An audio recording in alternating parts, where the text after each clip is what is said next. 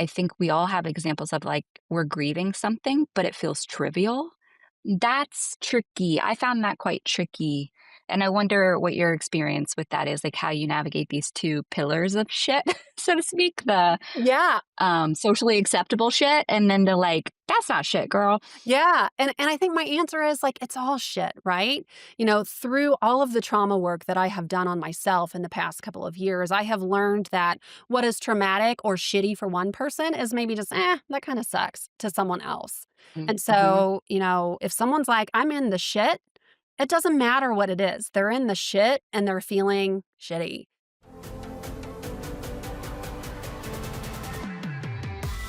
Welcome. I'm Jen McDowell, and you're listening to Through the Shit, a podcast for anyone going through the shit and the people who love them.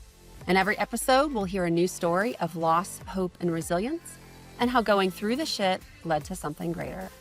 So if you're in the shit now and feeling lost or alone, disconnected from your badass self, or in need of an ember of hope to keep putting one foot in front of the other, you're in the right place. So settle in, prepare to be moved and inspired, and welcome to the shit. Welcome to Through the Shit, where we hear stories of triumph over tragedy and the amazing things that can come out of going through the shit. Our guest today is Mallory Roth, and she's going to tell us about something shitty that happened when she was in her early 20s that really shaped who she's become as a person. So Mallory, welcome. Thank you for being here with us today. Thanks, Jen. I cannot wait. This Yeah. will be awesome. Yeah, I'm excited. So, Mallory is an executive coach who works with thoughtful founders, leaders, and coaches who've hit an inflection point in their work. Whether they're ready to pursue bold new opportunities or are navigating significant transitions in their current roles, she helps them clarify their goals and build lasting momentum across their work, teams, and organizations in a way they find meaningful. Prior to founding her coaching practice, she worked internally at global startups and tech companies, building and looking after leadership and coaching programs. She holds a graduate degree in library science and coaching certifications from the Institute of Professional Excellence in Coaching and the International Coaching Federation certification. Mallory, welcome. Thank you, Jen. Yeah. Thanks for having me. Yeah. So I know you and I have talked about this concept of through the shit many times before. And I find when I talk about this with other people, I get one of two reactions. One is sort of this deep, sort of, like a knowing because they've gone through the shit before. Or someone kind of gives me this quizzical look like they're not entirely sure what that means. So, I think it's helpful to talk as we're getting started around what does that mean to us? For me, this idea of going through the shit is really this moment where something really significant occurs, something that's often unexpected, maybe even traumatic. And it's the thing or the combination of things that really warps your sense of reality or identity. And it makes you think, okay, I am never going back. I can never go back to the person that I was before. A lot of times, this sense of going through the shit is accompanied by a really deep sense of grief or loss. And probably even, at least for me, a healthy dose of rage. Oh my God, I was so ragey. And it always takes way longer than a person would like to get through it. So, as we're kind of teeing up our conversation, tell me what this idea of through the shit means for you and your story. I think this exploration is so important and gives language to experiences that we have all the time. And in my coaching work, I love coaching around change because I've had to make sense of all the changes I've experienced in my life. So when I think about through the shit, one of the frameworks that comes to mind comes from Bruce Feiler's work. His book, Life is in the Transitions. He talks about this concept of a life quake where there's a clear severing, a disruptor. And our lives are full, modern life is full of everyday disruptors. Change is happening constantly. But sometimes there's just like a pile on, and he'll use that language in the book. So, yeah, there's this clear before and after. And that after moment when I can't go back to how I was. And so often, I'm not sure how I'm going to move forward. Uh, So there's that pause, that looking around, and that feeling of where do I go from here? yeah, yeah. Thank you for that. That's such a good add to this working definition of through the shit because I remember when I was going through my shit, there were days where I would just think, I don't even know how I'm going to get out of bed, let alone go do whatever, be a productive human in society or, be happy again, right? So it's this idea of like, I don't even know where to go from here. So yeah, so thank you. Great add on.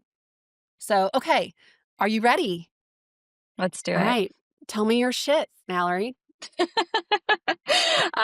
It's fun to laugh about, right? Because I'm far enough removed from it that it's not so tender, so raw, but it is still quite visceral. And one of the other things that I love in that book that I mentioned, Life is in the Transitions, is he introduces this idea of chosen change versus change that happens to us. And the experience that I'm going to tell you about was something I chose. And I think that's what made it so hard. Sometimes in life, we have these devastating occurrences, and they're individual or they're collective. Like the pandemic was a great Right. example of we didn't choose it and it happened to all of us. But sometimes it's deeply personal, divorce, death. Anyway, the story I'm telling you, I chose. So I'm in undergrad and I fall in love with specialty coffee. It's like a common occurrence. You hang out at coffee shops when you're finishing research papers. And I just fell in love with the world of specialty coffee as a curious consumer. So fast forward to graduation, and I start a graduate program in communication studies at Missouri State University. I'm a teaching assistant, teaching public speaking. I have no idea what I am going to specialize in. I just knew this is an amazing opportunity. I have to say yes to this. Everything is right on paper. And that's a good insight to how I thought about the world then. I was a high achiever throughout high school and college. I was always trying to figure out how to pursue the next right step, so much we can all relate to that. This idea of there is a right move, and if I don't figure it out, I'm lost. So, anyway, I'm starting this program. I take a vacation the summer before to the Pacific Northwest where I'm visiting all these amazing cafes and I have coffee shops, and I have an opportunity to take a role with a specialty coffee company that I really admired.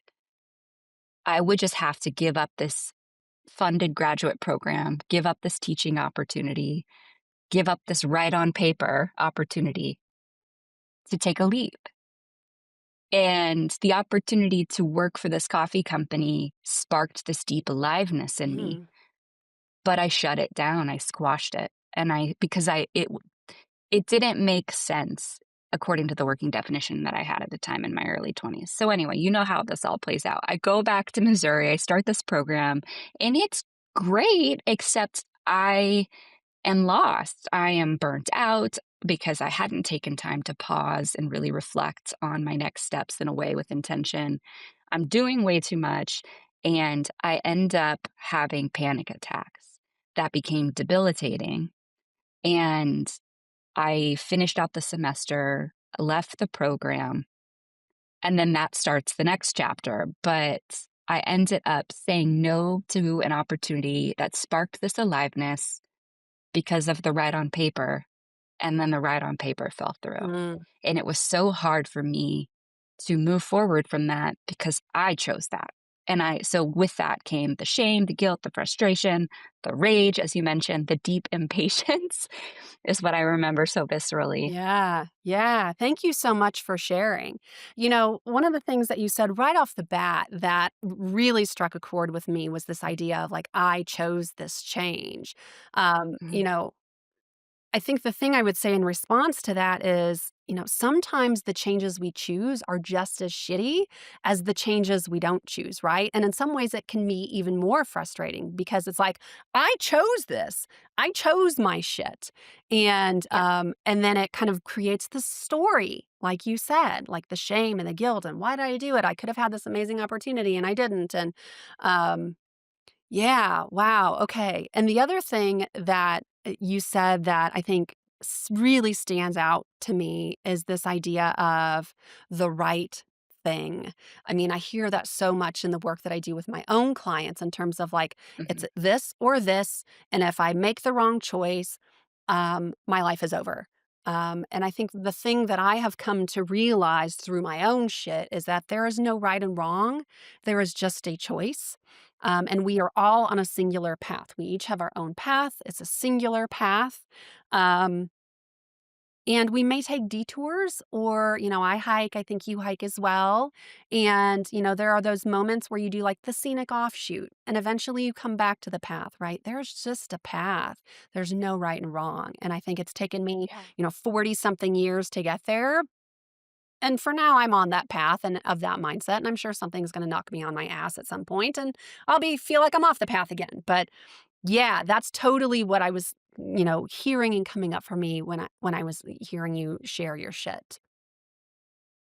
Thank you. Yeah, it's like the boldness regret, right?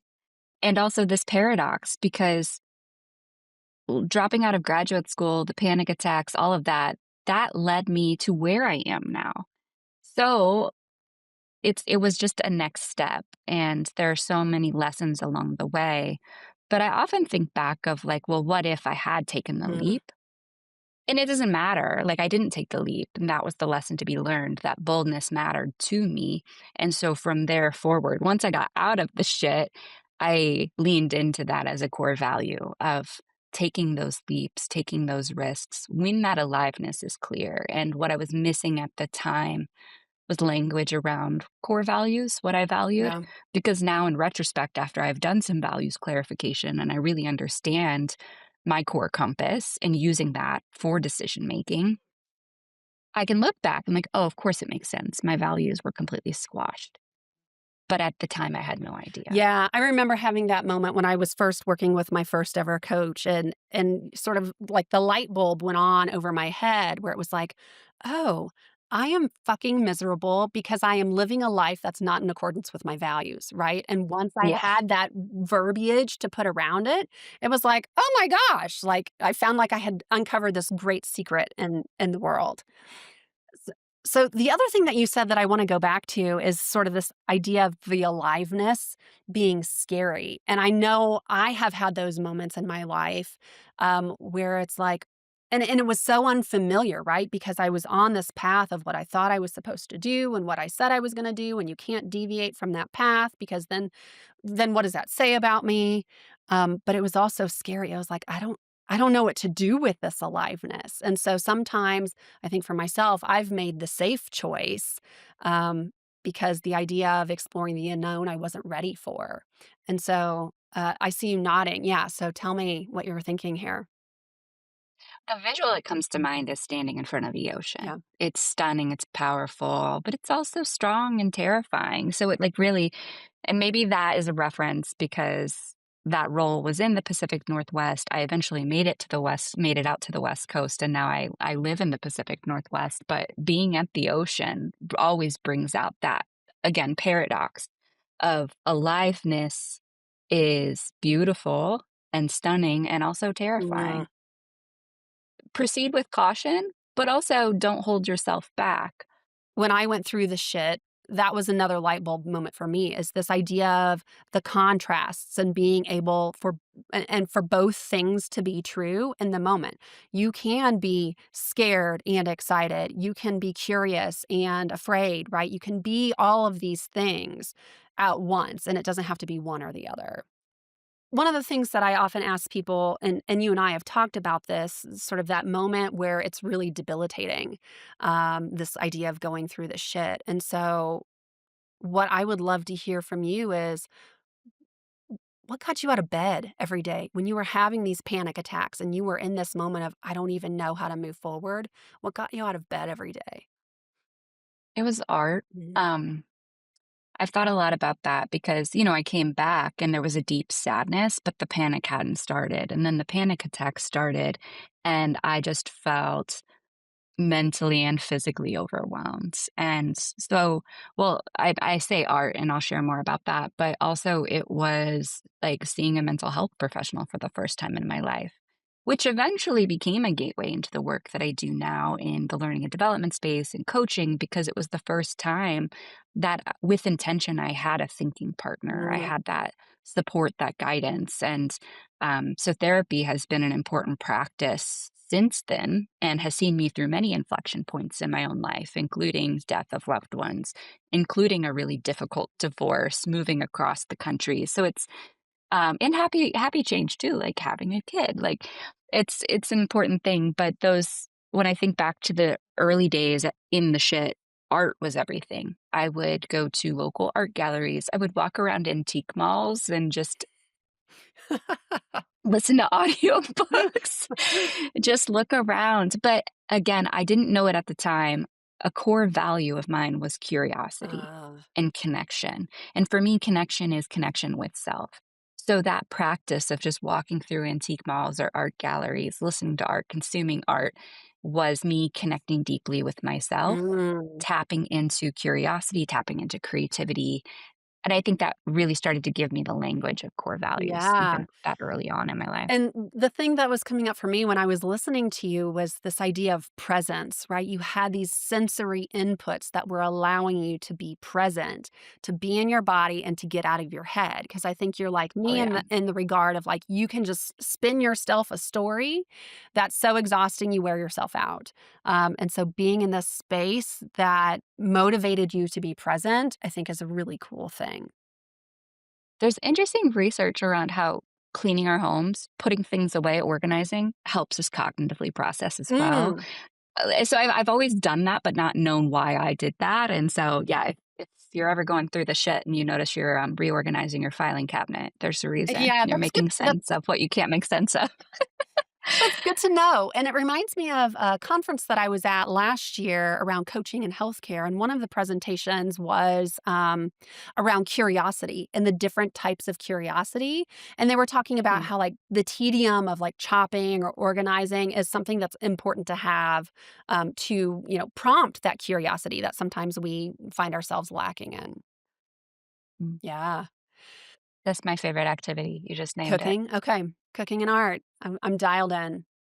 One of the other things that I would love to get your perspective on is because when we go through the shit, we are not necessarily going through it alone, right? We have people around us who are sort of bearing witness to our experience. And I think a lot of the people who are in that situation of, or at least for me, it felt like the people who cared for me had no fucking clue what to do with me. And so I'm really curious to hear from you what resources were valuable to you besides the mental health care support that you got. Yeah, looking back at that example, I'm not sure how much I shared with my immediate Mm, family and my friend group kind of got the essence of it, but I really didn't like to talk about it. Or so I kind of had a way of masking or putting it over there when I was yeah. interacting with people that cared deeply about me. But I mentioned this love of specialty coffee, the theme of that whole experience. So I spent a lot of time in cafes, and I eventually started to work for that cafe, and then that expanded on into what is now my career. That path was circuitous, as you mentioned, like the windy hike, but it got me there. But being in cafes, deeply communal. It Mm, is a reflection of the community. It is a daily social connection spot for folks. For me, seeing regulars, getting to learn about their work, their lives, I was able to really lean into that relational connectedness that I had been missing and really what I loved about coffee, but didn't know that that's what I loved about it. yeah. Yeah. And I think you're touching on something that, at least for me, what's coming up is this idea of not feeling alone. Because again, even though I had people who cared for me and were worried about me and things like that, um, it was a really lonely experience. I think I was sort of the first in my friend group to have to go through this shit. Certainly, people had lost a loved one or lost a job or something, but sort of this gut wrenching, knock you to your knees type thing. No one really sort of understood what that was like. And not that anyone said, like, oh, just get over it, right? It's been 4 months or 6 months or however long, but I think people just were not sure. And it was the small things that helped the most. It was someone bringing dinner by and saying, like, you don't even have to let me in. I'm just going to put it at your door. And if you want someone to eat with, I'm here. It was those small things. It was someone dropping off a loaf of banana bread. So maybe Mm, there, for me, there's a theme of community and food, but it was those mm. small things. It wasn't something big or momentous. It was just someone's presence.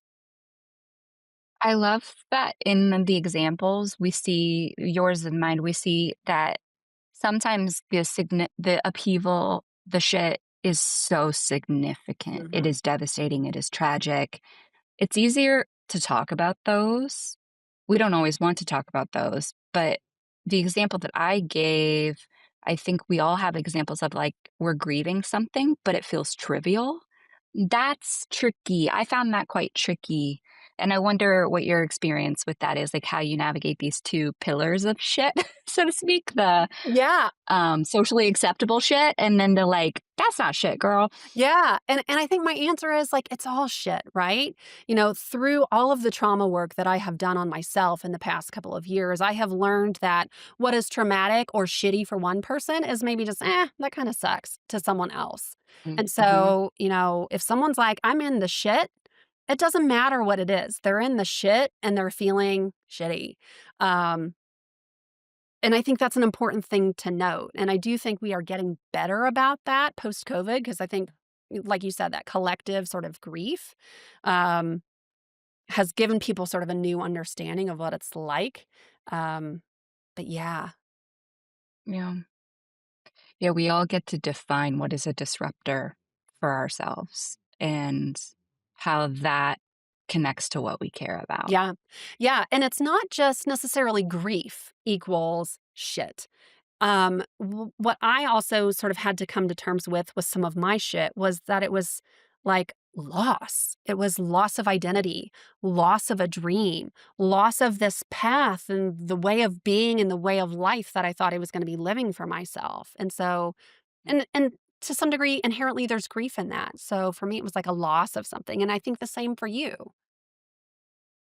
Yeah, I think so. I often think about the analogy when we're making a change consciously, or unconsciously, it's happening to us, but you're like kicking off an island. Like you want to swim to what's next, but we have this tendency of like, hold on, hold on, hold on. And doing so, we don't get to see what's beyond Mm. that island, what we're moving toward. Um, but it's like holding fast in the messy middle of it all. Yeah, and I recognize so I did the exact same thing. I call it my trauma backpack, um, because it's the thing that we know, and we develop a degree of comfort and familiarity with it, because if I don't have that, then who am I without it?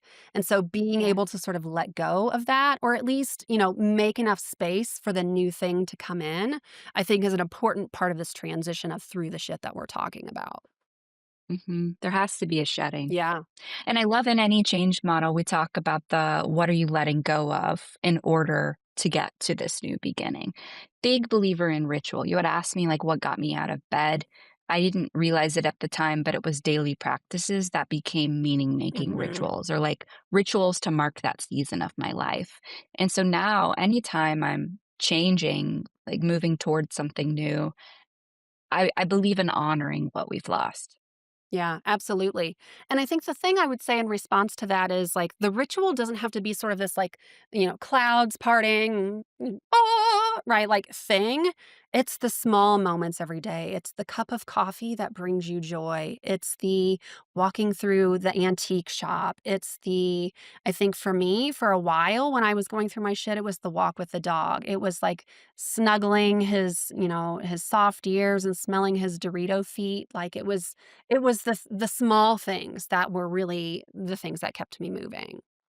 Mhm. Yeah. I love that example because of how multisensory it is too. Like now every time you smell Doritos, you're gonna think Yeah. about Oh, yeah. that Yeah. that season. And having lost a dog recently, right, like, I gotta get my Dorito feet fixed with any friend's dog that I see. So, um, yeah. Okay, so let's, like, kind of move forward, through this journey of shit that you've been through.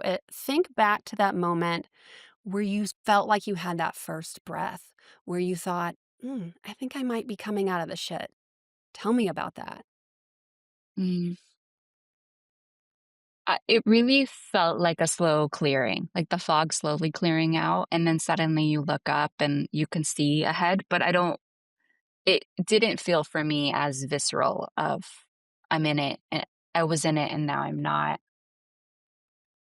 I think a lot about how I started to move from being a consumer of those connectivity spaces to being a creator. Mm, So what I mean by that is I was hanging out at the library, I was hanging out in the coffee shops. I mean, yes, I was working and Um, I had different things that I was involved in, but I started to see opportunities in the city that I was living in that I cared about. Like, well, what if we bring people together to have a cocktail event on this urban farm? Or like I started a musical book club. It was like all of these ways to contribute and to give back, that were intersections of what I was passionate about, what my friend groups were passionate about: slow food, cooking with the seasons, reading, art, inspiring art. So when I started to create things in community with other people, I think is when that really shifted for me. Mm, I love that. I wanna come hang out at one of your curated events.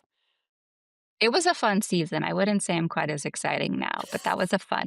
And it's like, so again, going back to the boldness regret, I regret that I didn't say yes to that opportunity. And also it was what it was. And so what did it look like to be bold where I was, Yeah. to be here now? You mentioned presence, but just that for a while I looked around and I'm like, I hate this place. I want to get out. And then I was like, you know what? But this is where you are right now. So what would it look like to build something meaningful here Yeah. and live in a way that you're really proud of? I love that. Yeah. Let's go a little bit more into this idea of propelling you forward, because you said this experience really shaped you to become who you are now. And so let's talk more about this. You've talked about becoming a creator of these bold spaces, living boldly. How do you see this experience of going through the shit benefiting you and propelling you forward now? I think it really shook me off that one track mindset. You know, we talked about this at the very beginning, that clear binary. There's a right choice and a wrong choice. Like I was very much still caught up in that way of thinking. And, you know, having grown up in a small town and living in the Midwest, I was of the perspective at that time that if you don't see something modeled, it's hard to imagine what's Oh, God, possible. yeah. So, and like, I always felt like, well, I can't do that here would be a story I would have told myself. So that experience really shook me out of that mindset of, well, why do I believe that? What else might be true? I think what else shook me out of it was the creative exploration. And again, that moved me closer to clarifying what I valued and then being able to have that as a decision making compass for where I spend my time, the relationships I invest in. Um, I was much more intentional about slowing down Mm, as well. You know, coming out of high school, college, and I was a college athlete as well, and I was obsessed with high performance in school and in athletics. My body shut me down. yeah. You know, I wasn't going to slow myself down. My body shut me down, and that wasn't the first time in my life that that had happened, or it happens again. This lesson of your body tells you when you need to slow down. So leaning into that intentionality with slowness. Yeah, and I've seen that with you over the last several months, this idea of really being present with where you are and slowing down and kind of, um, you know, I don't know, again, like curating and creating this space for you and giving yourself permission to do that. Because I think so many people I talk to who are in this space, they're high performing achievers. They have never really failed to their in sort of this catastrophic failure. They're afraid of failure. And they've always been able to sort of get through whatever they need to by grinding through it. And so Mhm, they are learning that sometimes grinding through it is no longer the best way to do things, and it goes back to this idea of shedding, like shedding these lessons and things that we've been telling ourselves, the rules, the narratives, the labels, and creating space for something new. Um, mhm. yeah. I would like to think that I learned that lesson of grinding then. I didn't. I like I had like a mini learning, Yeah, and then I continued to grind for another decade. I still grind just in new and different ways. same. It's a con I think like that's the beauty of lessons. They keep revisiting us. in new seasons. Yeah, yeah, there it's not a one and done, at least not for me and not for you. I think the other thing that I say about the grinding is, like, it's goes back to that trauma backpack, it's familiar, and I think when things feel particularly out of control, I wanna double down on what I can control, and I can control the grinding, right? And so, sort Yeah. of unraveling that narrative in my head of, "Oh, if I just keep grinding, you know, everything will be okay." Yeah. Yeah. Then we talked about identity. A question I asked myself constantly is, well, who am I without the hustle? Mm. Oh, yeah. Because it felt like a void. If I stop the hustle, what do I have? Yeah. So who did you find when you stopped the hustle? I think I like dimmed the hustle, and that Mm. gave me at least enough permission to look inward, to really appreciate where I was. What I found were public libraries. The one of Uh, the cafe or the cafe I was working with was connected to a public library, and that became a place where I spent a lot of time. I ended up working for the library, going back to graduate school, getting my master's in library science. And what I loved about the library as a gathering space is, well, one, the library is for everyone, but is this inspiring place of exploration where people come for all sorts of information needs, and you as library staff get to um, help connect that. But also, the library is just really creative for people. You know, you walk through the stacks and think differently about your life, whether you're diving into a memoir, fiction, whatever it is. So I found the library, yeah. and that changed my I life. love that. I was just at a library over the weekend. There was like a fundraising book sale type thing. And like there's a sense of like exploration or hope in the shelves of a library because you never know where a book is going to take you. Um, Yep. the other thing I was going to say is like, because you've made this comment a couple of times around like, you left that opportunity, you said no to that opportunity, but yet you've also kind of brought up this idea of things come back around. Maybe it's not exactly the way that it was before, but things come back around. Um, and so I'd love to hear your thoughts on that. They do. They absolutely come back around. So, when I left that graduate program and I'm looking at this vast expanse of possibility, which like trivially feels like going into a grocery store hungry, where you're like, I have this urgent need. I could do anything. Here are a zillion Yeah. options. It feels so overwhelming. So I did what I loved. I became a barista, and that was humbling, right? Because here I am, highly ambitious, obsessed with achievement. I'm like, I'm gonna go work at a coffee shop. Like, what is that? But I did that, and that became one of the best decisions of my life and opened up so much for me in my career, including global travel and an opportunity to work in the learning space, which then took me to coaching in the West Coast and all these things. So it's I took a humble leap is what it felt like. Yeah. But that aliveness was there. I loved that work, every day of it, connecting with people in the community, making delicious drinks. It was the simplicity of it, Yeah. Yeah. deep joy.